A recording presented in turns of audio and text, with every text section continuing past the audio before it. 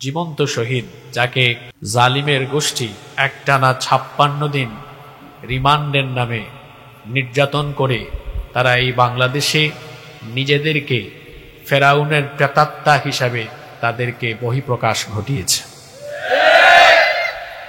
ওরা মাঝে মাঝে ভাবে যে এদের উপর এত জুলুম করি, এত নির্যাতন করি, তাও এদেরকে দমানো যায় না কেন? ব্যাককলের দল তো জানে না যে স্বর্ণকে যত বেশি পোড়ানো হয় স্বর্ণ আরো বেশি খাঁটি হয়। স্বর্ণকে যত বেশি পোড়ানো হয় স্বর্ণ যেমন খাঁটি হয়, তেমনি দ্বীনের পক্ষের লোকদেরকে যত বেশি নির্যাতন করা হবে আমরা দ্বীন কায়েমের জন্য আরো বেশি শক্তিশালী এবং বীর পুরুষ হয়ে উঠব। আমাদেরকে দমানোর মতো কোনো শক্তি পৃথিবীতে এখনো আবির্ভূত হতে পারেনি, কারণ দ্বীন ইসলামের পক্ষের লোকদেরকে আল্লাহ শক্তিশালী করবেন, বিজয়ী করবেন। এই ওয়াদা কার? আরো আসতে বলেন, এই ওয়াদা কার?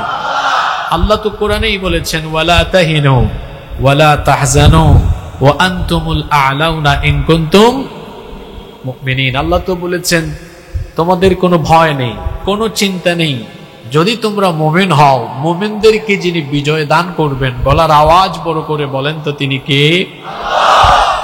এজন্য আমরা কোনো ভীতবিহব্বল পরিবেশে আমরা কখনো দিশেহারা হই না। আমরা জানি অন্ধকারের পরে আলো আসে, এজন্য কোনো কিছু দিয়ে ইমানদারদেরকে দমিয়ে রাখা যায় না, কারণ আমাদের পূর্বপুরুষদের গৌরবোজ্জ্বল স্বর্ণালী ইতিহাস আমাদের জানা আছে। আমরা তো সেই জাতি, আমাদের পূর্বপুরুষেরা জ্বলন্ত কয়লার উপরে ইমানের অগ্নি পরীক্ষায় অবতীর্ণ হয়েছেন। সাগরের উত্তাল তরঙ্গমালা পাড়ি দিয়ে পৃথিবীর দিক দিগন্তে তারা কালেমার পতাকা নিয়ে গিয়েছেন, তাদেরকে কেউ দমাতে পারেনি। আমরা তাদের উত্তরসূরি, আমাদেরকেও জেল, জুলুম, জরিমানা, নির্যাতন, ফাঁসির কাস্টে ঝুলায়াও আমাদেরকে দমিয়ে রাখা পৃথিবীর কারো পক্ষে সম্ভব নয়। সম্মানিত উপস্থিতি, দেলোয়ার ভাইয়ের জন্য আমি দোয়া করছি। আমার অত্যন্ত প্রিয় মানুষ, আল্লাহ তাআলা দেলোয়ার ভাইকে এই যুগের খাব্বাবের মতো কবুল করে নেন। আমাদের দেশে অনেক ব্যক্তি আছে, তারা বক্তৃতা আরম্ভ করলে দেখা যায় 2-3 মিনিট চলে যায়, আল্লাহর নামও নেয় না, রসুলের নামও নেয় না। শুরুই করে এই অনুষ্ঠানে বসে আছেন আমার অভিভাবক, আমার আস্থার শেষ ঠিকানা, আমার অভিভাবক, আমার অনুপ্রেরণা, আরো কত কিছু আমি তো আর জানি না, আমি তো আর ওদের মতো রাজনীতি করি না। এই যে 2 মিনিট 3 মিনিট সে আরেকজনের গুণগান গাইল, প্রশংসা করলো, ফায়দা কি তার হলো না যার করলো তার হলো? ব্যাককল, কত বড় ব্যাককল, তার নিজের তো কোনো ফায়দা হয় না। আবার তারা কথার শুরুতে আউযুবিল্লাহ বিসমিল্লাহ বলতে পারে না, আল্লাহর নাম রসুলের নামও নেয় না। নিবে কেমনে? নিলে তো মৌলবাদী আর জঙ্গিবাদী গন্ধ খুঁজবে। যেখানে থাকলে পরে আল্লাহর নাম রসুলের নাম নেওয়া যায় না, যেখানে থাকলে পরে আউযুবিল্লাহ বিসমিল্লাহ পর্যন্ত বলা যায় না, এই সকল দল করা কোনো মুসলমানের জন্য জায়েজ হতে পারে না। আর যারা আল্লাহ রসুলের নাম নিতে শেখায় না, এরা কখনো আপনার নেতা হতে পারে না, এরা হলো আপনার দুশমন। আল্লাহ আমাদেরকে বুঝার তৌফিক দান করেন। আল্লাহর শুকরিয়া আদায় করার পর অসংখ্য অগণিত দুরুদ এবং সালাম পেশ করছি খাতামুন নবিয়্যিন, আশরাফুল আম্বিয়া ওয়াল মুরসালিন, রাহমাতাল লিল আলামিন, নবিয়ুনা ওয়া সাইয়্যিদুনা ওয়া কুদওয়াতুনা মুহাম্মাদুর রাসূলুল্লাহ। আমরা বলি সাল্লাল্লাহু আলাইহি ওয়াসাল্লামের প্রতি, যাকে আল্লাহ তাআলা মানব জাতির হেদায়েতের জন্য প্রেরণ করেছেন। আল্লাহুম্মা সাল্লি আলাইহি, আল্লাহুম্মা বারিক আলাইহি। সম্মানিত উপস্থিতি, রাত তো অনেক হয়ে গেল, আমি খুব লম্বা চূড়া কথা কখনো বলিও না, সংক্ষিপ্ত কিছু কথা বলবো যদি আপনারা আমাকে সুযোগ দেন। আপনারা কি আমাকে অল্প কিছু সময় দিতে পারবেন ইনশাআল্লাহ? আমি বড় খুশি হলাম, আমিও আপনাদেরকে কষ্ট দিব না। আসলে কথা কুকথা দীর্ঘক্ষণ বলার চাইতে গোছালো কথা অল্প কিছু সময় বললেই এই কথার মধ্যে বরকত হয়। আর কথা কম বলে কাজ বেশি করা, এটাই হওয়া উচিত। আমাদের দেশে হবে সেই ছেলে কবে কথায় না বড় হয়ে কাজে বড় হবে। আমরা কথা বলবো কম, কাজ করব বেশি। আমরা প্রথমে দোয়া করে নিচ্ছি আমার ব্যবসায়ী ভাইদের জন্য, যারা আজকের এই বৈরী আবহাওয়ায় কষ্ট করে এই মাহফিলটা আয়োজন করেছেন। যখন সন্ধ্যায় ঝড় তুফান হচ্ছিল, সবাই আসলে খুব পেরেশানিতে পড়ে গিয়েছিল, মাহফিল করা যাবে কি যাবে না। এই প্রতিকূল পরিস্থিতিতে তারা কত পেরেশানি নিয়ে আজকের এই মাহফিলের ইন্তজাম করলেন। আমরা আমার ভাইদের জন্য দোয়া করছি, আল্লাহ যেন আমার ভাইদের গুনাহ খাতা মাফ করে দেন। এমনিতেই আপনারা যারা ব্যবসায়ী, আপনাদের আলাদা ফজিলত, আলাদা মর্যাদা ইসলামে আছে। রাসূল করিম সাল্লাল্লাহু আলাইহি ওয়াসাল্লাম আপনাদের ব্যাপারে বলেছেন, আত-তাজিরুস সাদুকুল আমিনু মা'আন নাবিয়্যিনা ওয়াস-সিদ্দীকিনা ওয়াশ-শুহাদাই ওয়াস-সালিহিন। সৎ, বিশ্বস্ত, আমানতদার ব্যবসায়ী কিয়ামতের দিন নবী, সিদ্দীকিন, শহীদ এবং নেককারদের সাথে জান্নাতে থাকবে। সুবহানাল্লাহ। আপনারা যদি সৎভাবে ব্যবসা করতে পারেন, কিয়ামতের দিন নবীজির সাথে আপনাদেরকে জান্নাতে রেখে দিবেন কে? আল্লাহ আমার ব্যবসায়ী ভাইদেরকে বিশ্বস্ত, আমানতদার, সৎ ব্যবসায়ী হওয়া সব ধরনের কোয়ালিটি, যোগ্যতা দান করে দাও, বলে না আমিন। কিয়ামতের দিন আমরা যেন আমাদের প্রিয় নবীজির সাথে জান্নাতে থাকতে পারি, এমন ভাবে আমাদেরকে ব্যবসা করার তৌফিক আল্লাহ দান করেন, বলে না আমিন। আমি আর 1 মিনিটও সময় অহেতুক কথা বলে নষ্ট করব না। ইন্তেজামিয়া কমিটি আমাকে একটি বিষয় নির্ধারণ করে দিয়েছেন, সেই বিষয়ের আলোকেই আমরা কোরআন সুন্নাহ এর দৃষ্টিভঙ্গি থেকে কিছু কথা আজকে এখান থেকে হেদায়েতের নিয়তে শুনে বাড়ি যাব। জোরে বলি ইনশাআল্লাহ। আমাকে কোরআনুল কারীমের 3 নম্বর সূরা আলে ইমরানের 19 নম্বর আয়াত আলোচনা করার জন্য দেওয়া হয়েছে। এই একটা আয়াত, কিন্তু তারা খুব কৌশল করে এমন এক আয়াত দিয়েছেন যে এই আয়াতটা যদি আমরা বুঝতে পারি, তাহলে আমাদের দুনিয়ার জীবন আমরা জান্নাতের পথে পরিচালিত করে জান্নাতমুখী হয়ে যেতে পারবো ইনশাআল্লাহ। এজন্য অল্প কয়েক মিনিট আমি আপনাদের মনোযোগ আকর্ষণ করব। চলেন আমরা আর কথা না বাড়িয়ে বিতাড়িত মরদুদ শয়তানের ওয়াসওয়াসা থেকে আল্লাহর কাছে পানাহ চেয়ে দয়াবান মেহেরবান আল্লাহর নামে তিলাওয়াতের মাধ্যমে আমরা আলোচনায় প্রবেশ করি। সওয়াবের নিয়তে আপনারা কি এই আয়াতটা আমার সাথে তিলাওয়াত করতে পারবেন না? চলেন আমরা একসাথে পড়ি। আউযু বিল্লাহি মিনাশ শাইতানির রাজীম। বিসমিল্লাহির রাহমানির রাহিম। ইন্নাদ الدين عند الله الإسلام وما اختلف الذين أوتوا الكتاب إلا من بعد ما جاءهم العلم بغيا بينهم ومن يكفر بآيات الله فإن الله سريع الحساب। বিতাড়িত মরদুদ শয়তানের ওয়াসওয়াসা থেকে আল্লাহর কাছে পানাহ চাইছি। দয়াবান মেহেরবান আল্লাহর নামে শুরু করছি।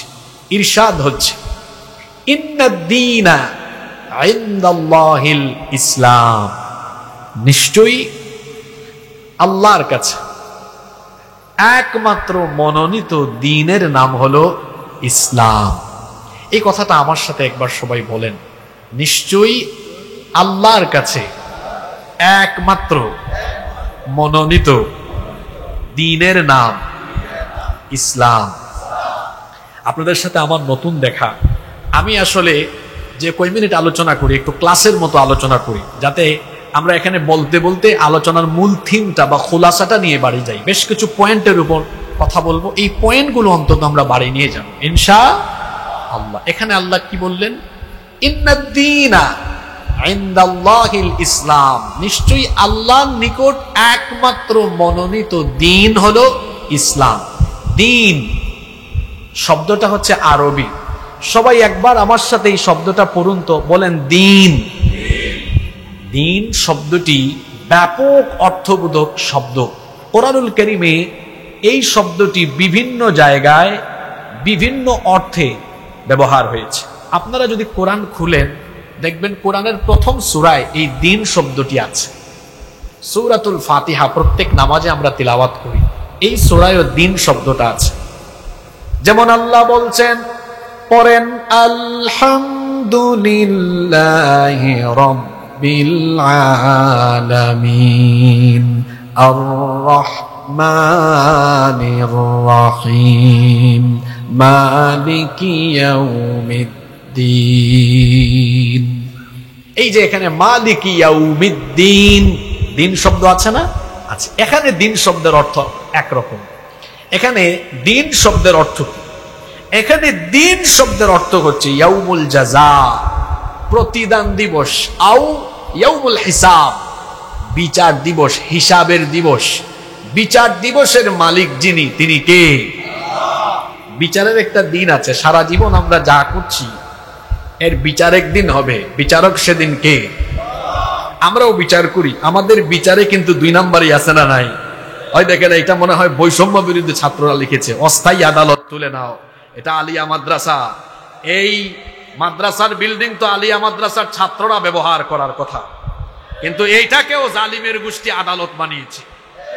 আদালত বানিয়ে তারা বিচারের নামে সেখানে অবিচার করেছে। তাদেরই তৈরি করে আদালতে বহু নিরপরাধ মানুষকে অপরাধী বানায় তারা সাজা দিয়েছে। কিয়ামতের দিন এই বিচার করবেন কে? মালিকি ইয়াউমিদ্দিন, বিচার দিবসের মালিক যিনি, জোরে বলেন তো তিনি কে? এখন আপনারা আমাকে বলেন, সূরা ফাতিহায় যে দিন শব্দ আছে, সূরা ফাতিহায় আসা দিন শব্দের অর্থ হলো বিচার দিবস, প্রতিদান দিবস। তাহলে এখানে দিন শব্দের অর্থ বোঝানো হয়েছে বিচার দিবস। জোরে বলেন তো কি দিবস? আবার 30 পারায় আপনাদের পরিচিত আরেকটা সূরা আছে, সূরা আল বাইয়িনাহ।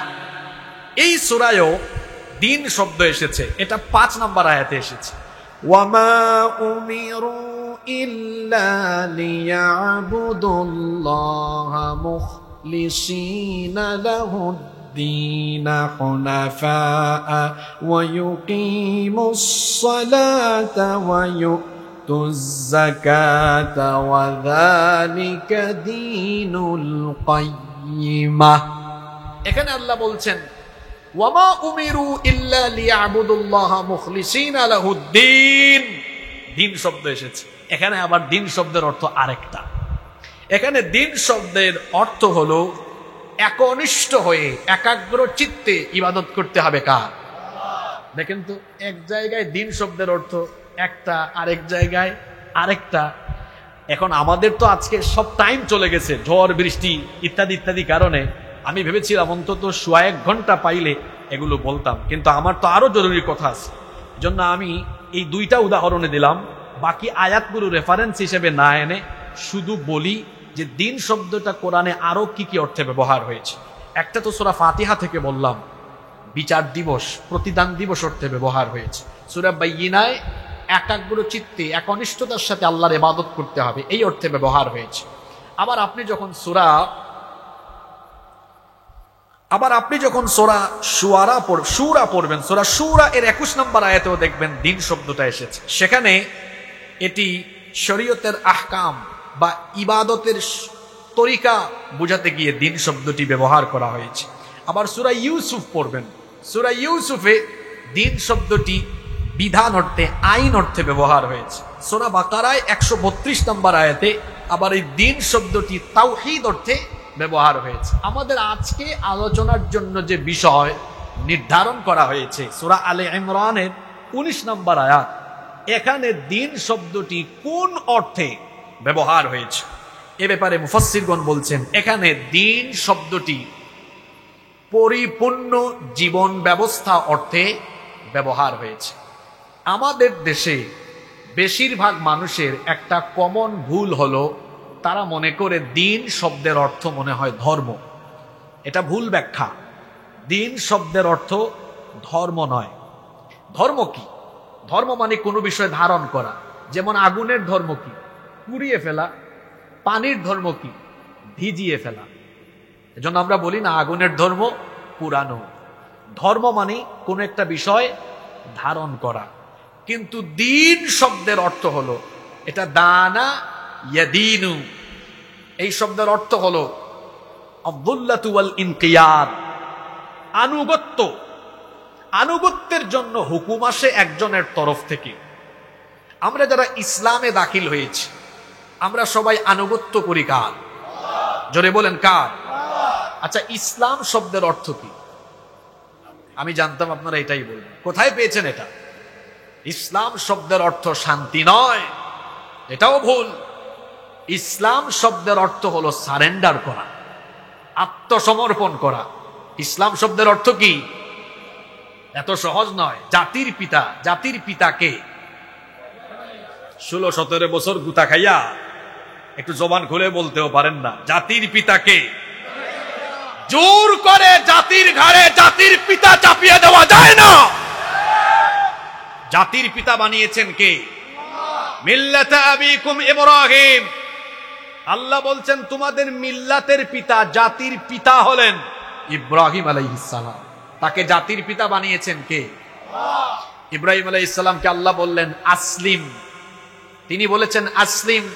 আল্লাহ বললেন আসলিম, আত্মসমর্পণ করো। তিনি বললেন আসলামতু লিরাব্বিল আলামিন, আমি সারেন্ডার করলাম, আত্মসমর্পণ করলাম জগৎ সমূহের রবের কাছে, জগৎ সমূহের প্রতিপালক যিনি। জোরে বলেন তো তিনি কে? ইসলাম মানে হলো আমার ইচ্ছাকে আল্লাহর ইচ্ছার উপরে সুপর্দ করলাম। তার মানে হলো আমি আমার সব কিছুর ইচ্ছাকে আল্লাহর ইচ্ছার উপরে দিয়ে দিলাম। আল্লাহ যেটা বলবেন সেটা করব, আল্লাহ যেটা করতে নিষেধ করেছেন তা থেকে নিজেকে সেফ রাখবো। এটার নাম ইসলাম। এটার নাম কি? যে ব্যক্তি ইসলামে আত্মসমর্পণ করে ঢুকে সে হলো আত্মসমর্পণকারী, তার নাম হলো মুসলিম। তার নাম হলো কি? আমাদের পরিচয়, আমরা সবাই কি? এই পরিচয়টা আমরা ভুলে গিয়েছি। আমরা এখন এই পরিচয় ভুলে গিয়ে কেউ আমরা আমাদেরকে পরিচয় দেই আমি কওমি, কেউ বলে আমি আলিয়া, আরেকজন বলে আমি আহলে হাদিস, আরেকজন বলে আমি সুন্নি, আবার আরেকজন বলে আমি সুন্নি হইলেও আমি একটু কড়া গরম, আরেকজন কয় আমি একটু ঠান্ডা, আরেকজন কয় আমি একটু মিডিয়াম টাইপসের। এই যে বিভিন্ন পরিচয়ে পরিচিত হয়, লজ্জার ব্যাপার হলো সে তার নিজের পরিচয় মুসলমান দিতে পারে না।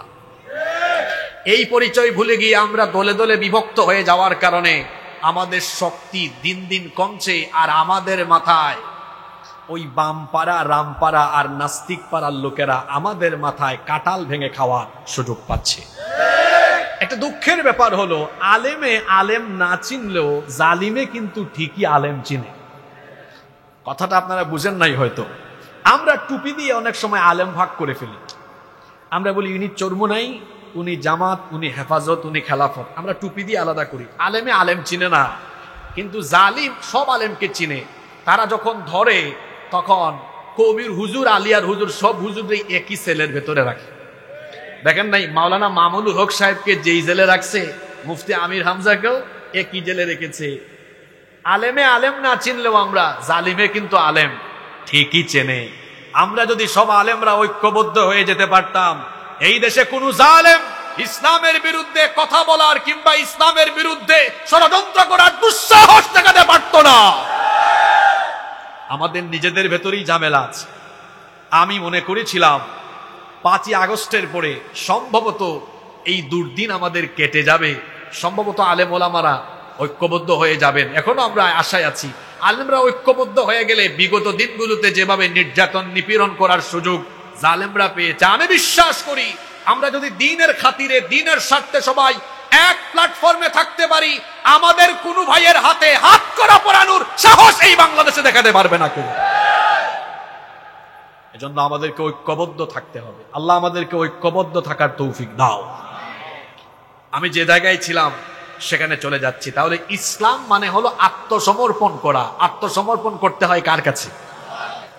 এখানে দ্বীন শব্দটি এসেছে কোন অর্থে? পূর্ণাঙ্গ জীবন বিধান অর্থে। ইসলাম হলো একটি পূর্ণাঙ্গ জীবন ব্যবস্থা। আমি আপনি দৈনন্দিন 24 ঘন্টা আমরা যা যা করব সব কিছুর ব্যাপারে ইসলামের দিক নির্দেশনা, জোরে বলেন তো, আছে না নাই? আপনারা ব্যবসায়ী ভাইয়েরা কোন তরিকায় ব্যবসা করবেন, ব্যবসায়িক ফর্মুলা, ব্যবসায়িক নীতিমালা কি কোরআন হাদিসে নাই? আপনারা যারা চাকরি করেন, আপনারা যারা সমাজসেবক, আপনারা যারা রাজনীতি করেন, যে যে প্রফেশনে আছেন, আপনারা আমাকে বলেন তো, মানুষের জীবনের প্রত্যেকটি দিক এবং বিভাগ সম্পর্কে কোরআন সুন্নাহর সুস্পষ্ট দিক নির্দেশনা আছে না নাই? একজন মানুষ জন্ম নেওয়ার পরে কবরে যাওয়া পর্যন্ত তার গোটা জীবনের ব্যবস্থাপনা কেমন হওয়া দরকার, এই ব্যবস্থাপনা আল্লাহ ডিটেইলস যে দ্বীনের ভেতরে দিয়েছেন, সেই দ্বীনের নাম হলো দ্বীন। জোরে বলতে হবে, দ্বীন ইসলাম। আমি আপনাদের সামনে আল্লাহর কোরআন থেকে দ্বীন ইসলামের 7টি বৈশিষ্ট্য তুলে ধরি। আপনারা যারা পারেন নোট করে নিয়ে যান, এগুলো মানুষকে আপনারা বলবেন। 7টি বৈশিষ্ট্য আমি তুলে ধরছি। নাম্বার 1, 1 নাম্বার, এই দ্বীন ইসলামের প্রথম বৈশিষ্ট্য হচ্ছে, এটি হচ্ছে দ্বীনুন রব্বানিয়াহ, এটি হচ্ছে রবের দেওয়া দ্বীন।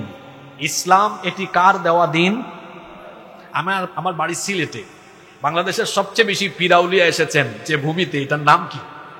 360। কত? 360।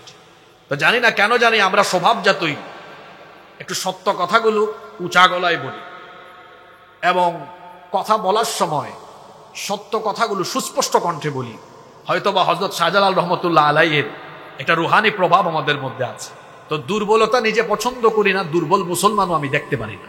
এজন্য কথা যখন বলবেন সুস্পষ্ট করে পুরুষ মানুষের মতো বলবেন। আমাদের এই দিন হলো রবের দেওয়া দিন। জোরে বলেন, কার দেওয়া? আরো জোরে বলেন। আমাদের এই দিনের ভেতরে কোনো ব্যক্তি, কোনো মানুষ, কোনো ফেরেশতা বা কোনো পয়গাম্বার কোনো কিছু ঢুকিয়ে দেওয়ার কোনো সুযোগ আছে? জোরে বলতে হবে, সুযোগ আছে? বরং আমাদের দ্বীনের সকল কিছু আমাদের রবের কাছ থেকে এসেছে। এই দ্বীনের ভেতরে কোনো মানুষ, এমনকি পয়গাম্বার, ফেরেশতা কিংবা অন্য কেউ কোনো কিছু ঢুকিয়ে দেওয়ার কোনো সুযোগও নাই।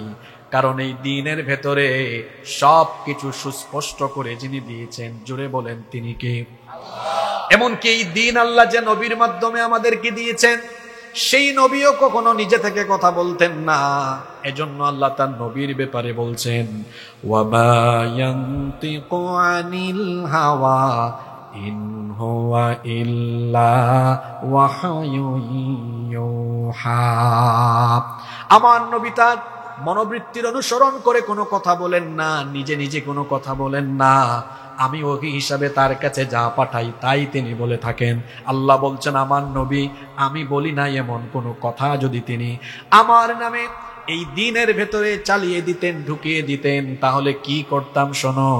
আল্লাহ তাআলা অন্য আয়াতে বলছেন, তাকাওয়ালা আলাইনা বাদাল আকাওয়িল লা আখাযনা মিনহু বিল ইয়ামিন সুম্মা লাকাতা'না মিনহুল ওয়াতিন। আল্লাহ তাআলা বলছেন, আমি বলি না এমন কোন বিষয় যদি আমার নামে আমার নবী দ্বীনের ভেতরে চালিয়ে দিতেন, ঢুকায়া দিতেন, তাহলে আমি আমার নবীর ডান হাতকে চেপে ধরতাম, আর আমার নবীর গলার এই কণ্ঠনালীটাকে আমি আল্লাহ কেটে ফেলে দিতাম। আল্লাহু আকবার। এই দ্বীনের ভেতরে যা কিছু আছে সব দিয়েছেন আমাদের রব, আর আমাদের রব যিনি, জুড়ে বলেন তো তিনি কে? আল্লাহ আমার রব, এই রবি আমার সব। আল্লাহ আমার রব, এই রবি আমার সব। দমে দমে তনু মনে তারি অনুভব।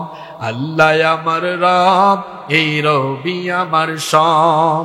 তোমার দুনিয়াতে আমি যেদিকে তাকাই, অথই নিয়ামতে ডুবে আছি সবাই। পাখালির গানে শুনে তসবিহ কলো রব, তসবিহ কলো রব।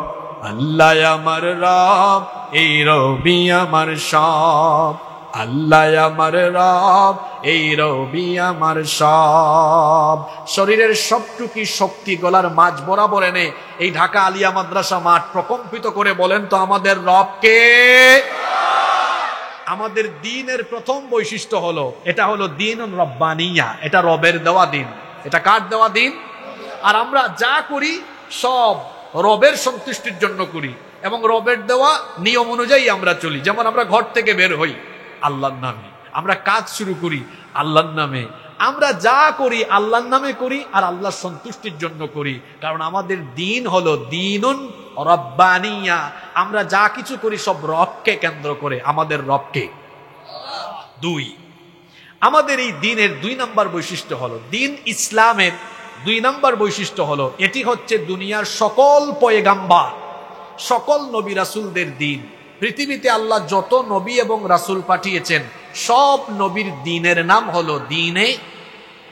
অনেকের মধ্যে খটকা লাগছে, আদম আলাইহিস সালাম থেকে নিয়ে আমাদের নবী পর্যন্ত দুনিয়ার সব নবী রাসূলদের দিনের নাম কি? জোরে বলেন। যাদের সন্দেহ আছে সন্দেহ দূর করে বলেন, দিনের নাম হলো ইসলাম। রব্বুল আলামিন কোরআনুল কারীমের 42 নম্বর সূরা সূরাতুশ শুরা এর 13 নম্বর আয়াতে বলছেন, শারা'a লাকুম মিনাদ-দীনি মা ওয়াসসা বিহি নূহান ওয়াল্লাযী আওহাইনা ইলাইকা ওয়া মা ওয়াসাইনা বিহি ইব্রাহিমা ওয়া মূসা ওয়া ঈসা আন আকিমুদ الدين ولا تتفرقوا فيه। আল্লাহ তাআলা বলছেন, তোমাদের জন্য সেই দিনকে বিধিবদ্ধ করে দেওয়া হয়েছে যার নির্দেশ ইতিপূর্বে নূহ আলাইহিস সালামকেও দেওয়া হয়েছে। ও নবী, আপনার উপর যে ওহী নাজিল করা হচ্ছে এটা নতুন কোনো ওহী নয়, এর আগেও এই রকমের ওহী নাজিল করা হয়েছিল। ইব্রাহিম পয়গাম্বরের কাছে, মূসা এবং ঈসা পয়গাম্বরের কাছে। সকল নবীদের দিন ছিল একটা, সকলের উপর আল্লাহর আদেশও ছিল একই রকম, আন আকিমুদ্দিন, আল্লাহর জমিনে আল্লাহর দিন কায়েম করো। তাহলে বোঝা গেল এই পৃথিবীতে আল্লাহ যত নবী এবং রাসূল পাঠিয়েছেন সকল নবী এবং রাসূলদের দিন এক রকম না ভিন্ন রকম? আসতে বলবেন না, জোরে বলেন, একরকম না ভিন্ন রকম? তবে এখানে একটা পার্থক্য আছে, দিন এক ছিল কিন্তু শরীয়ত ভিন্ন ছিল। কিন্তু সকল নবীদের দিন একটাই ছিল, সব নবীদের দিন ছিল ইসলাম, আর সব নবীও ছিলেন মুসলমান। সকল নবীদের দিন ছিল, জোরে বলেন, আর সব নবীও ছিলেন মুসলমান। তাহলে দিন ইসলামের 2 নম্বর বৈশিষ্ট্য পেলাম, সব নবী রাসূলদের দিন হলো এই দিনে ইসলাম।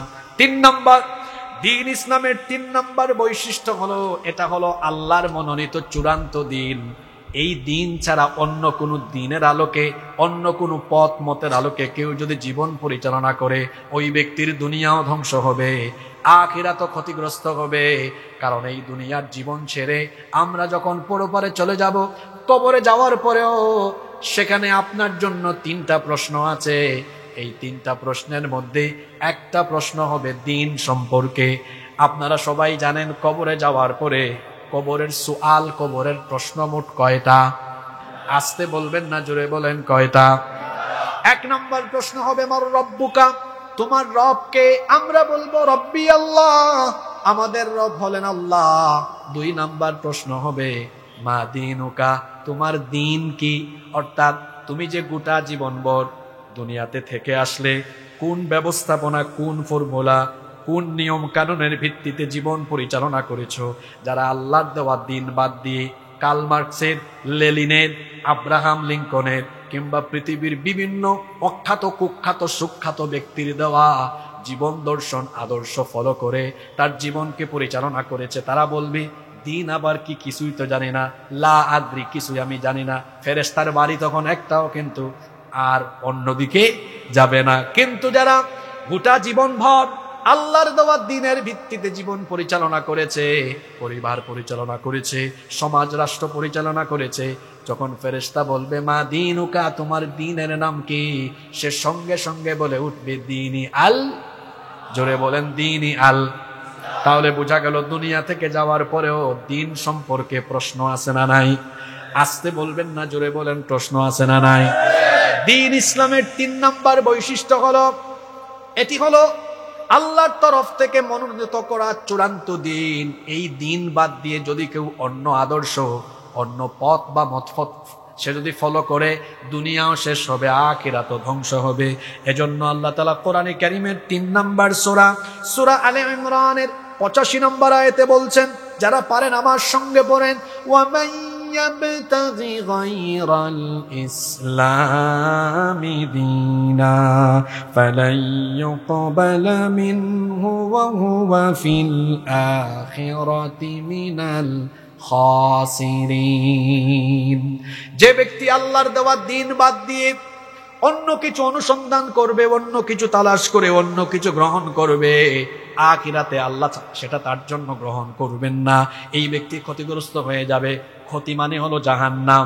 এই আয়াত সুস্পষ্ট বার্তা দিল, যারা জীবন পরিচালনায় আল্লাহর দেওয়া দ্বীন বাদ দিয়ে শয়তানি তরিকায়, তাগুতি তরিকায় জীবন পরিচালনা করে, এরা আল্লাহর ভাষা অনুযায়ী, আল্লাহর ঘোষণা অনুযায়ী এই লোকগুলো জান্নাতের গন্ধ পাবে না, এদেরকে জাহান্নামের শাস্তি যিনি দিবেন তিনি কে? দ্বীন ইসলাম হলো আল্লাহর মনোনীত চূড়ান্ত দ্বীন। এর বাইরে কোনো দ্বীন আর মানুষের জন্য নাই। কেউ যদি এই দ্বীন বাদ দিয়ে অন্য কোনো দ্বীন গ্রহণ করে, আল্লাহ এটা গ্রহণ করবেন না।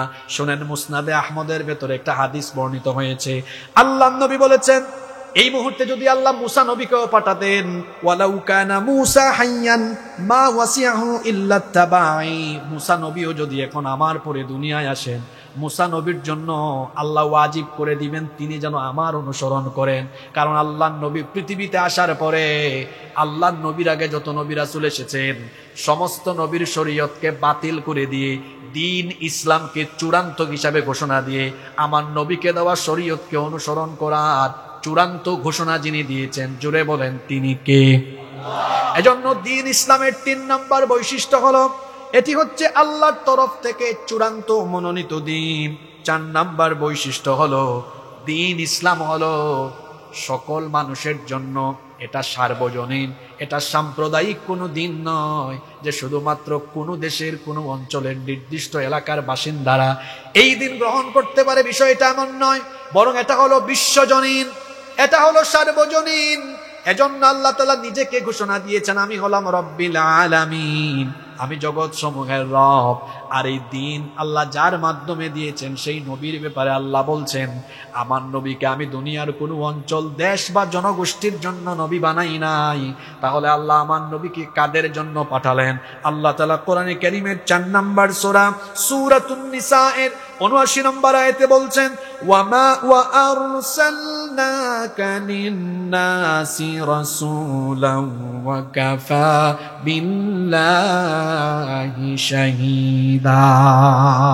আল্লাহ তাআলা বলছেন, ওয়া আরসালনাকা লিন-নাসি রাসূলা, আমি সকল মানুষের জন্য আমার রাসূলকে প্রেরণ করেছি। আবার কোরআনে কারীমের 7 নম্বর সূরাতুল আরাফের 158 নম্বর আয়াতে আল্লাহ বলছেন, কুল ইয়া আইয়ুহান নাসু ইন্নী রাসূলুল্লাহি ইলাইকুম জামিআ। হে নবী, আপনি বলুন, আমি নির্দিষ্ট কোনো গোষ্ঠীর জন্য নয়, বরং তামাম দুনিয়ার সকলের জন্য আল্লাহর তরফ থেকে রাসূল হিসাবে এসেছি। সুবহানাল্লাহ পড়বেন না? আমাদের দ্বীন ইসলাম হলো বিশ্বজনীন, এটা সার্বজনীন, সকল মানুষের জন্য আল্লাহ এই দ্বীন দিয়েছেন। এটা কোনো সাম্প্রদায়িক দ্বীন নয়। এজন্য আল্লাহ নিজের পরিচয় দিয়েছেন সার্বজনীন ভাবে, আমি সবার রব। আবার যে নবীকে আল্লাহ পাঠিয়েছেন, সেই নবীকে বলছেন তিনি সকলের নবী। আবার আল্লাহ যে কিতাব আমাদেরকে দিয়েছেন, এই কিতাব কোরআনকেও আল্লাহ সাম্প্রদায়িক কোনো কিতাব বানান নাই। এটা মুসলমানদের কিতাব নয়। যদি মুসলমানদের কিতাব হতো, আল্লাহ কোরআনে বলতেন হুদাল্লিল মুমিনিন, হুদাল্লিল মুসলিমিন। কিন্তু কোরআন পড়েন, গবেষণা করেন, দেখবেন কোথাও এই ধরনের সাম্প্রদায়িক কথা নাই। বরং কোরআনের মধ্যে আল্লাহ বলেছেন, এই আয়াত আমি জানি আপনাদের সবার মুখস্থ আছে, সওয়াবের নিয়তে আমার সাথে তিলাওয়াত করেন। শাহরু রমাদানাল্লাযী উনজিলা ফীহিল কুরআনু হুদাল লিন-নাসি ওয়া বায়্যিনাতিম মিনাল হুদা ওয়াল ফুরকান। আয়াতটা খেয়াল করেন তো, শাহরু রমাদান আল্লাযী উনজিলা ফীহিল কোরআন। এরপরে কি? হুদাল্লিন। সবাই বলেন হুদাল্লিন। হুদাল্লিন। আপনারা অমুসলিমদের মাঝে দাওয়াতি কাজ করতে পারবেন, এই পয়েন্টগুলো নিয়ে যান। দেখবেন এগুলো বললেই এমনও হবে ও কালেমা পড়ে মুসলমান হয়ে যাবে। এগুলো বলেন, তাদেরকে বলেন মানুষকে শুধু স্লোগান দিয়া মিছিল দিয়া দ্বীনের পথে আনা যায় না। জ্ঞান, হিকমা এগুলো প্রয়োগ করে নিজের মধ্যে দাওয়াতি চরিত্র ডেভেলপ করে তারপরে মানুষকে দ্বীনের দিকে নিয়ে আসতে হয়। ইসলাম হলো জ্ঞান বিজ্ঞানের দ্বীন। হুদাল লিন্নাস, এটা সকল মানুষের জন্য হেদায়াতের গ্রন্থ। সুবহানাল্লাহ পড়বেন না? তাহলে দ্বীন ইসলামের 4 নাম্বার বৈশিষ্ট্য আমরা পেলাম। 4 গেল না 5 গেল? 4 নাম্বার বৈশিষ্ট্য হলো এটা সার্বজনীন এবং বিশ্বজনীন। এর আগেরগুলো মনে আছে? 1 নাম্বার এটা হলো দ্বীনুন রব্বানিয়া, এটা রবের দেওয়া দিন। 2, এটি হচ্ছে সকল নবী রাসূলদের দ্বীন। 3, এটি হচ্ছে আল্লাহর তরফ থেকে চূড়ান্ত দ্বীন, এর বাইরে কোনো দ্বীন নাই। 4, এটি হচ্ছে সার্বজনীন এবং বিশ্বজনীন। 5, এটি হলো বিজয়ী দ্বীন। বিজয়ী সুবহানাল্লাহ পড়বেন না? আল্লাহ তার নবীকে বলছেন হুয়াল্লাযী আরসালা রাসূলাহু বিল হুদা ওয়া দীনিল হাক্কি লিইয়ুযহিরাহু আলাদ দীনি কুল্লিহি ওয়ালাউ কারিহাল মুশরিকুন। যাদের ইমানের ব্যাটারির চার্জ ফুরিয়ে গেছে একটু চার্জ নেন, কারণ কুরআন তো এমন, এটা আমাদের ইমানের ব্যাটারিকে চার্জ দেয়। সুবহানাল্লাহ পড়বেন না? আল্লাহ কি বলেছেন একটু বোঝার চেষ্টা করেন। তিনি হচ্ছেন সেই সত্তা যিনি তার রাসূলকে পাঠিয়েছেন 2টা জিনিস দিয়ে। একটা হলো দ্বীনে হক, সত্য দ্বীন, আর সেই দ্বীনের নাম কি? জোরে বলেন ইসলাম। আর কি দিয়েছেন? আল্লাহ বলছেন আরেকটা জিনিস দিলাম হুদা, হেদায়াত, হেদায়েতের কিতাব। এই 2টা জিনিস দিয়ে পাঠালাম। কেন? লিইয়ুযহিরাহু আলাদ দীনি কুল্লি, যাতে পৃথিবীর সকল পথ মত আদর্শের উপরে ইসলামকে তিনি বিজয়ী হিসাবে প্রতিষ্ঠা করতে পারেন। সুবহানাল্লাহ। আল্লাহর নবী কি সেই দ্বীন ইসলামকে আল্লাহর সাহায্যে দুনিয়া থেকে যাওয়ার আগেই ইসলামকে কি বিজয়ী করে যান নাই? জোরে বলেন যান নাই? কাফেররা চেয়েছিল ইসলামের আলোকে নিভিয়ে দিতে। আল্লাহ তাআলা তার নবীকে দেওয়া ওয়াদা পূরণ করেছেন। 13 বছর মক্কায় জুলুম, নির্যাতন, রক্ত আর জীবনের কুরবানি দিলেও এরপরে ওফাতের আগে 10টি বছর এই ইসলাম মদিনার রাষ্ট্রে কায়েম করে কোরআনকে সংবিধান বানিয়ে তিনি একটি সোনালী রাষ্ট্র প্রতিষ্ঠা করে গিয়েছিলেন। এখান থেকে আমাদের জন্য মেসেজ আছে, বার্তা আছে। আমাদের উপরে যত জুলুম, নির্যাতন, জেল, জুলুম আর ফাঁসি আসুক না কেন, আমাদের বিজয় হবেই হবে। কারণ আল্লাহ বলেছেন ইসলাম হলো বিজয়ী দ্বীন। আমাদেরকে পরাজিত করার শক্তি দুনিয়াতে কারো নাই। হ্যাঁ, আল্লাহ তাআলা এই দ্বীনকে বিজয়ের জন্য আমাদের কাছে রক্ত চান, জীবন চান। আমরা আমাদের রক্ত আর জীবন আল্লাহর দ্বীনের জন্য ওয়াকফ করে দিতে রাজি আছি, কারণ আমরা আল্লাহর দ্বীনকে দুনিয়াতে বিজয়ী দেখতে চাই। আল্লাহ বলেছেন যারা আমার এই দ্বীনের জন্য রক্ত আর জীবন দিবে, আমি তাদের শাহাদাত আর কুরবানির বিনিময়ে এই দ্বীনকে দুনিয়ার বুকে বিজয়ী করে দিব। আল্লাহু আকবার। তবে রক্ত লাগবে, জীবন লাগবে, শাহাদাত লাগবে। এই যে আলিয়া মাদ্রাসায় এতগুলা বিল্ডিং, ঢাকা আলিয়া মাদ্রাসায়, এই বিল্ডিং গুলো বানাতে গিয়ে কত ইট, বালু, পাথর ওই সময় নিচে পড়ছে, পড়ে নাই? জোরে বলেন পড়ে নাই? পড়ছে। তাহলে বোঝা গেল একটা বিল্ডিং বানাতে গেলে সব ইট, বালু, পাথর বিল্ডিং এ ব্যবহার হয় না, কিছু নিচে পড়ে যায়। আমরা যদি ইসলামের একটি ইমারত, ইসলামের বিল্ডিং যদি নির্মাণ করতে চাই, তাহলে আমাদেরকেও আল্লাহর দ্বীনের জন্য এমন বহু ব্যক্তিকে শহীদ হয়ে মাটির নিচে মাকফুন হয়ে যাওয়া লাগবে। তবে আমাদের কোনো ভয় নাই, হারাবার তো কিছুই আমাদের নাই। আমার জাতীয় কবি বলেছেন উহারা চাহুক দাসের জীবন, আমরা শহীদি দরজা চাই। নিত্য মৃত্যু ভিতরা, মোরা মৃত্যু কোথায় খুঁজে বেড়াই। ওরা মৃত্যুকে ভয় করে, আমরা মৃত্যুকে ভয় করি না, কারণ আমরা আল্লাহর দ্বীনের জন্য মৃত্যুকে শাহাদাতের সেতু হিসাবে মনে করে আমরা আল্লাহর জান্নাতে যাওয়ার জন্য হাসি মুখে শহীদ হতে জানি। যদি আল্লাহর দ্বীনের জন্য আমাদের জীবন কুরবানি করার দরকার হয়, কারা কারা রাজি আছেন আল্লাহকে একটু দেখান তো।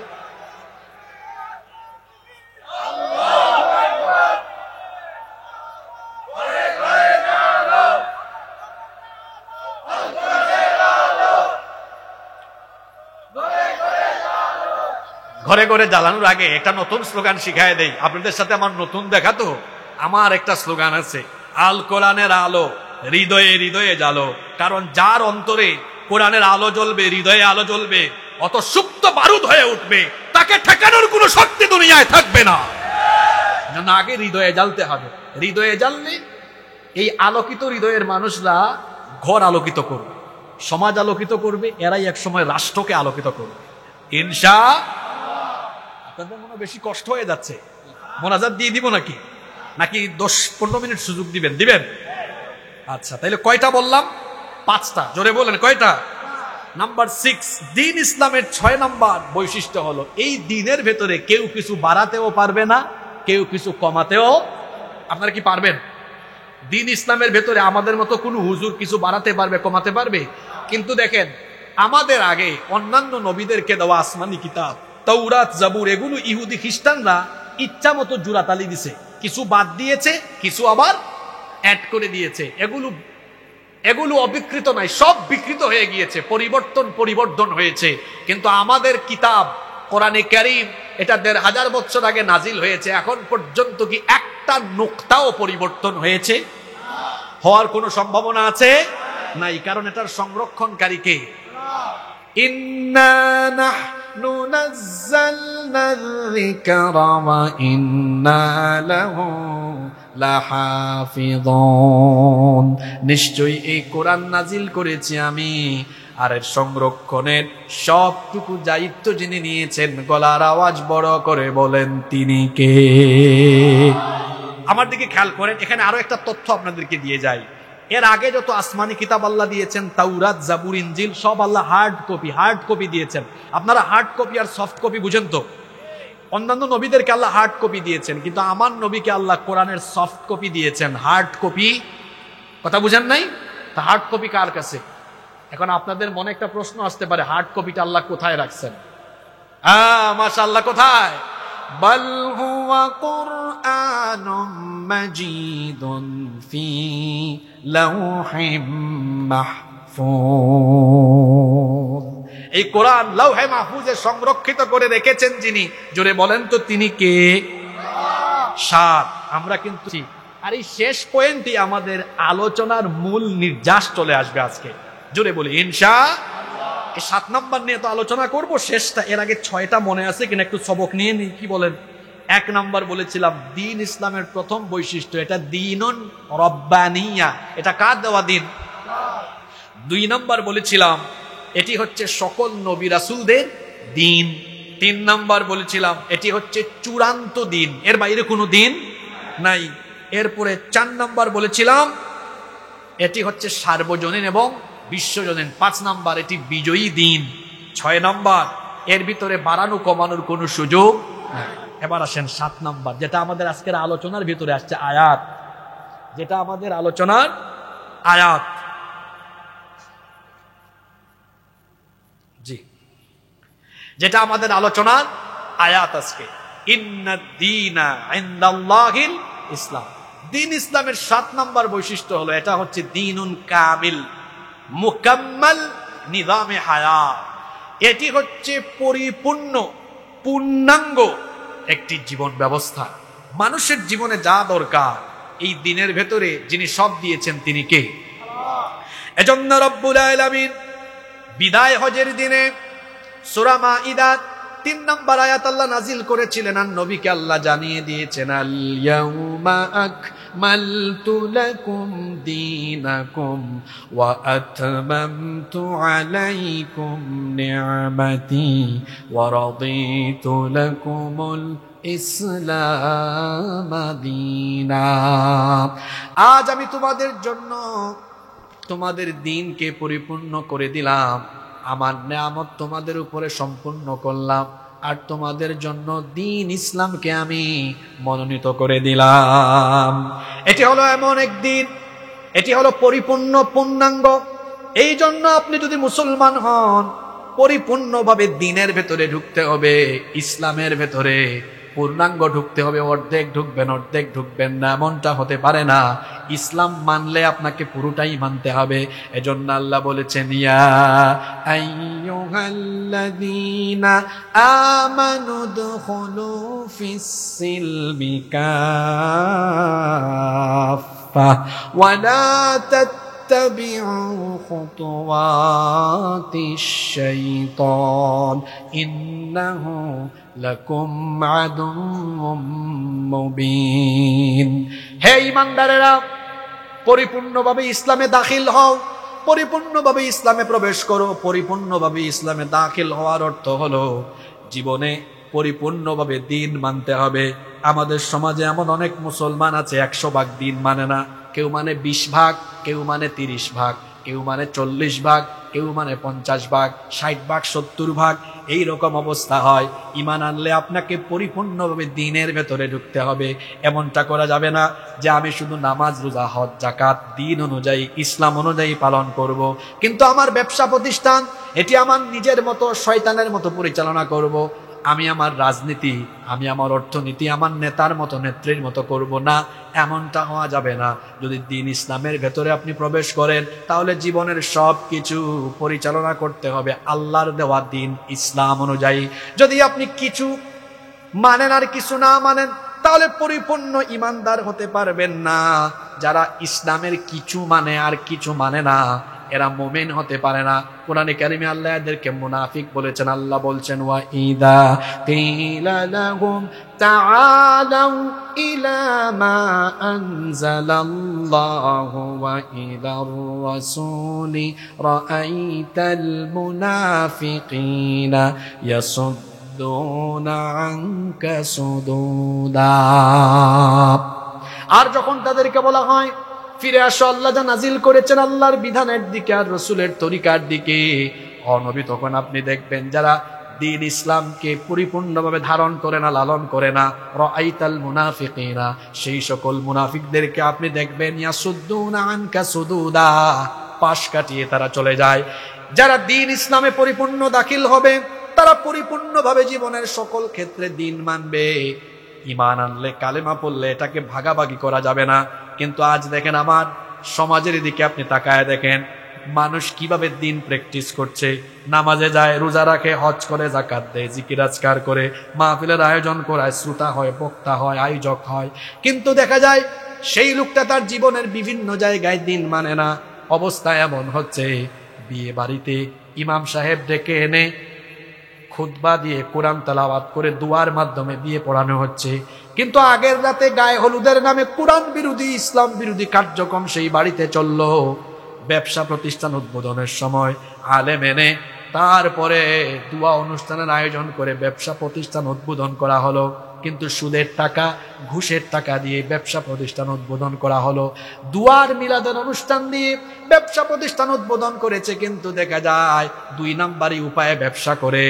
পার্লামেন্টের অধিবেশন শুরু হওয়ার আগে কোরআন তেলাওয়াত দিয়ে পার্লামেন্টের অধিবেশন আরম্ভ করে, তেলাওয়াতের 15-20 মিনিট পরে সেই পার্লামেন্টে আবার কোরআন বিরোধী আইন পাশ করে। এইভাবে করে জীবনের সকল দিক এবং বিভাবে শুধুমাত্র কোরআনকে তেলাওয়াত, খতম, ঝাড় ফুঁক আর তাবিজের কিতাবে সীমাবদ্ধ রেখে জীবনের সকল ক্ষেত্রে কিংবা জীবনের কোন ক্ষেত্রে দ্বীন বিরোধী, কোরআন বিরোধী কাজ করে যারা, ঈমানদার নামের খাঁটি মুনাফিক হলো তারা।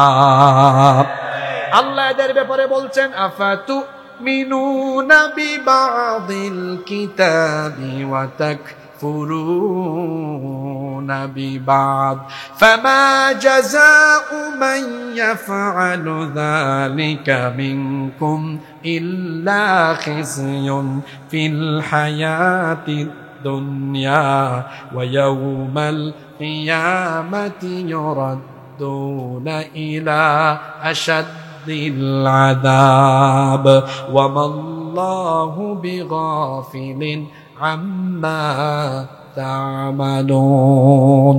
তবে কি তোমাদের অবস্থা এমন, এই কিতাবের কিছু অংশ মানো আর কিছু অংশ মানো না, এমনটা যারা করো শোনো, দুনিয়ায় তোমাদের জন্য রয়েছে লাঞ্ছনা, গঞ্জনা, দুনিয়ায় তোমাদের জন্য রয়েছে অপমানকর জীবন, আর আখিরাতে কিয়ামতে তোমাদেরকে কঠিন শাস্তির যিনি ব্যবস্থা করবেন তিনি কে? আমি অসমাপ্ত আলোচনা এখানেই শেষ করলাম। আর মোনাজাতের আগে আরেকটা কথাও বলে যাই, আমি একটু স্ট্রেট ফরওয়ার্ড মানুষ তো, সকল সময় বলে যাই আপনাদেরকে, আপনাদের কল্যাণের জন্য। তফসিরুল কুরআন মাহফিল আয়োজন করলে তফসিরুল কুরআনকে তফসিরুল কুরআনের মতো রাখবেন। একজন বক্তাকে অন্তত 1 ঘন্টা সময় দিবেন, যাতে করে একটা বিষয় উনি শুরু করে শেষ করতে পারে। 40 মিনিট, 50 মিনিট, 15 মিনিট, 20 মিনিট 100 জন বক্তা উঠাইয়া এটা শো অফ হয়, এটা হেদায়াত হয় না। একটা মাহফিলে 2-3 জন বক্তা রাখবেন, 2-3 ঘন্টার ভিতরে মাহফিল শেষ করার চেষ্টা করবেন। নইলে এই যে জগা খিচুড়ি, এটা এটা ওইটা হক আদায় হয় না। একটা বিষয় শুরু করে ওইটা শেষ করে ফিনিশিং দিয়ে জাতির উদ্দেশ্যে, উপস্থিতির উদ্দেশ্যে একটা কি দিতে হয়, বার্তা দিতে হয়। মাহফিলগুলোকে শো অফ এর জায়গা পরিণত না করে হেদায়াতের কেন্দ্রস্থলে পরিণত করুন, নতুবা ধীরে ধীরে দেখা যাবে এই মাহফিলগুলো তার রুহানি পরিবেশ হারিয়ে ফেলবে। এটি হচ্ছে আপনাদের প্রতি আমাদের পরামর্শ। আশা করি এই পরামর্শে আপনারা কেউ ব্যতীত হবেন না। মোমেন তো মোমেনের আয়না। আমরা তো জনগণের সাথে মিশি, এখানে তো সব সাংগঠনিক মানুষ না, অনেক সংগঠনের বাইরের মানুষ আসছে না। তফসির মাহফিলকে একদলীয় না করে সর্বদলীয় করুন, মানুষ আসবে। বুঝতে পেরেছেন? কারণ আমরা যখন কথা বলি আমরা বুঝি এখানে অনেক মানুষ আছে। আমি আমার কথা দিয়ে, আল্লাহ বলেন নাই ওমান আহসানু কাওলাম মিম্মান দাআ ইলাল্লাহ ওয়া আমিলা সালিহান ওয়া ক্বালা ইন্নানি মিনাল মুসলিমিন। আপনি কি জানেন, এই আয়াতের অনুবাদ আমি করছি না, আচ্ছা অনুবাদটা করি। তার কথাই তো উত্তম যে তার কথা দিয়ে আল্লাহর দিকে মানুষকে আহ্বান করে। মাহফিলগুলোর উদ্দেশ্য হবে এই মাহফিল দিয়ে অন্তত কিছু মানুষকে আমি দ্বীন ইসলামের দিকে নিয়ে আসবো, ওই উদ্দেশ্যে মাহফিলগুলো করবেন। আর আলোচকদেরকে নির্দিষ্ট বিষয় দিয়ে মেসেজ দিবেন, এমন ভাবে কথা বলুন যাতে আগত মানুষরা হেদায়েতের দিকে ঝুঁকে পড়ে। কারণ আমরা অনেক সময় দেখি তো ফেসবুকে বা আমাদের সাথে দেখা হইলে পাবলিকরা অনেক উল্টাপাল্টা কথা বলে। এটাকে সমালোচনার কেন্দ্র বানাবেন না। কিছুদিন আগেও ঢাকায় একটা প্রোগ্রাম হয়েছে, এত বক্তা, বক্তার পর বক্তা, বক্তার পর বক্তা। আপনারা কি মনে করেন জানি না, আমি আমজনতার কথা বললাম। আমরা তো সারা দেশে যাই, মানুষের সাথে মিশি, মানুষ এটা পছন্দ করে না। মানুষ চায়, এই যে আমাকে এমন সময় উঠাইছেন, মানুষের কনসেন্ট্রেশন ব্রেক, এটা ইউটিউবে শুনবেন, কতগুলা পয়েন্টের উপরে, প্রতিটা পয়েন্টে কত চমৎকার চমৎকার রেফারেন্স টেনে এনেছে। আমি তো আমার আলোচনা ফিনিশিং দিতেও পারি না, তো এই বিষয় দিয়ে লাভ কি হয়েছে? ইসলাম যে আল্লাহর কাছে মনোনীত দিন, এটা তো শেষ করতে পারলাম না। তো এই ধরনের অগোছালো প্রোগ্রাম ভবিষ্যতে করবেন না, করলে সুন্দর করে করবেন। আমি যতটুকু কথা বলেছি এই অসমাপ্ত কথার উপরে আল্লাহ তাআলা আমাদের সবাইকে এগুলো উপলব্ধি করে জীবন গঠনে কথাগুলোকে কাজে লাগাবার তৌফিক দান করেন। মাহফিল কমিটির সভাপতি সাহেবের বক্তব্যের পরে আমরা মোনাজাত করে এখান থেকে উঠবো।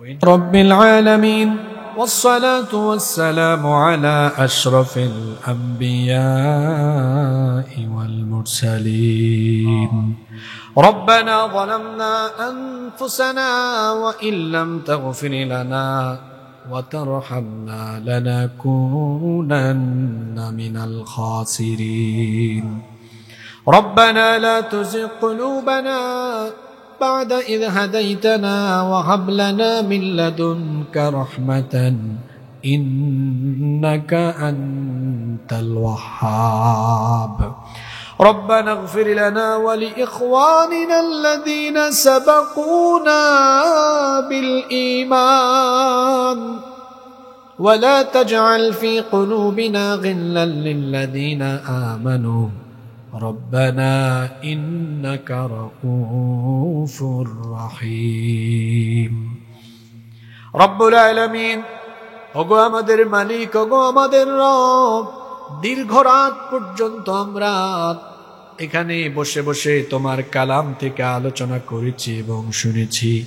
গভীর এই রজনীতে আমরা আমাদের জীবনের সকল গুনাহগুলোকে সামনে নিয়ে সব গুনাহের জন্য লজ্জিত অনুতপ্ত হয়ে গোলামের মতো মাথা নত করে ভিক্ষার দোকানা হাত তোমার কাছে তুলে দিয়েছ গো আল্লাহ রব্বুল আলামিন। চক্ষু বন্ধ করে যখন নিজেদের অতীতের গুনাহগুলো মনে করার চেষ্টা করি, তখন এত এত গুনাহের কথা আমাদের স্মৃতিপটে আসে, মনে হয় যেন গুনাহের সাগরে আমরা সাঁতার কাটছি। গুনাহ করতে করতে আমরা নিজেদের নফসকে এতটা কলুষিত করে ফেলেছি। ও মালিক, এই গুনার বোঝা নিয়ে যদি এভাবে কবরে যাই, তাহলে কবরে গিয়ে জাহান্নামের আযাব ছাড়া আর কিছুই নসিব হবে না। তোমার জাহান্নামের কথা মনে পড়লেই ভয়ের চোটে কলিজা পর্যন্ত আমাদের কেঁপে ওঠে। রব্বুল আলামিন, দুর্বল এই শরীর নিয়ে আগুনের তৈরি এই জাহান্নামে আমরা পড়তে পারবো না গো আল্লাহ। রব্বুল আলামিন, ওগো আমাদের রব, জানি না কখন জানি আমরা দুনিয়া ছেড়ে চলে যাই। এমনও তো হতে পারে আজকের এই মোনাজাত আমাদের কারো কারো জন্য জীবনের শেষ মোনাজাত হয়ে যেতে পারে। আর কোনোদিন এইভাবে তোমার কাছে হাত পাতার সুযোগ নাও পেতে পারি গো আল্লাহ। রব্বুল আলামিন, এটাই যদি আমাদের জীবনের শেষ মোনাজাত হয়ে যায়, আর যদি আমাদের জীবনের গুনাহগুলো বাকি থেকে যায়, কবরে গিয়ে জাহান্নামের আযাব ছাড়া আর কিছুই আমাদের নসিব হবে না। রব্বুল আলামিন, আমরা জানি আমরা গুনাহগার, কিন্তু আমরা তো এটাও জানি তোমার নাম হলো গফফার।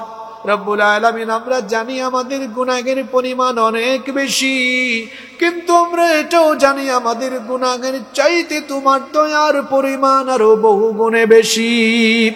রব্বুল আলামিন, আমাদের গুনার দিকে না তাকিয়ে তোমার রহমতের দিকে দৃষ্টিপাত করে তোমার গফফার নামের খাতিরে আমাদের জীবনের সগীরা কবিরা, জানা ও জানা যত গুনাহ আমরা করেছি, দয়া করে সব গুনাহ তুমি মাফ করে দাও। রব্বুল আলামিন, আমাদের স্ত্রী সন্তান পরিবার পরিজন সবাইকে তুমি মাফ করে দাও।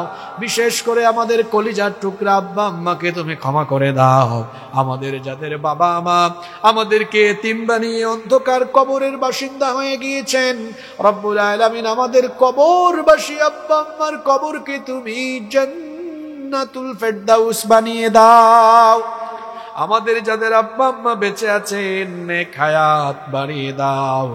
যতদিন তারা বেঁচে থাকবেন আমাদেরকে আমাদের বাবা মায়ের খেদমত করার তৌফিক দাও।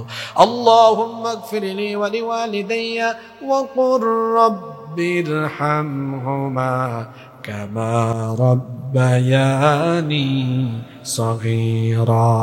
রাব্বিরহামহুমা কামা রাব্বায়ানি সগীরা। রব্বুল আলামিন, আমাদের আত্মীয় স্বজন যারা কবরে চলে গিয়েছেন তাদেরকে মাফ করে দাও। আমাদের যত সমস্যা আছে সমাধানের ব্যবস্থা করে দাও। যারা দীর্ঘ সময় ধরে আমিন আমিন বলছেন, সকলের হৃদয়ের মনের বাসনা তুমি আল্লাহ পূরণ করে দাও। রব্বুল আলামিন, আজকের এই ইন্তেজামকে তুমি কবুল আর মঞ্জুর করে নাও। যারা এই মাহফিলের জন্য শ্রম দিয়েছেন, কষ্ট করেছেন, টাকা পয়সা দিয়েছেন, আমরা যারা এই মাহফিলে শামিল হয়েছি, কাল কিয়ামতের কঠিন দিনে এই মাহফিলকে আমাদের জন্য নাজাতের জারিয়া বানিয়ে দিও। রব্বুল আলামিন, এই মাহফিলের সম্মানিত সভাপতি, সেক্রেটারি, কোষাধ্যক্ষ সহ ব্যবসায়ী সমিতির যারা আছেন, আল্লাহ সবাইকে তুমি মাফ করে দাও।